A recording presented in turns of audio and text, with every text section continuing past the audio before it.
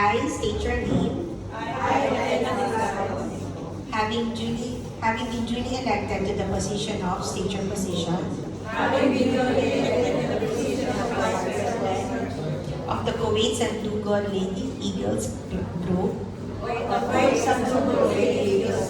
a club duly affiliated to the Fraternal Order of Eagles,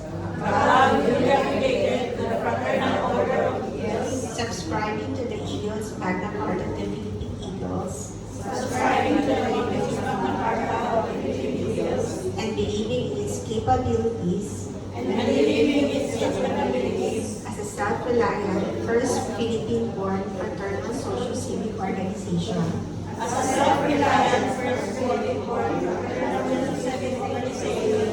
in the capabilities of my club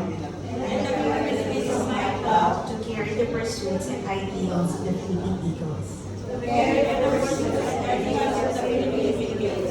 Do hereby solemnly make an oath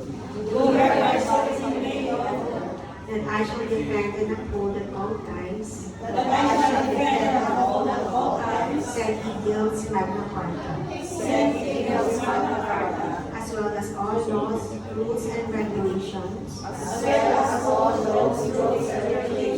duly promulgated by the Philippine Eagles and by my club. And I shall consciously uphold at all times the Eagles Delicadeza and Moral Code of Ethics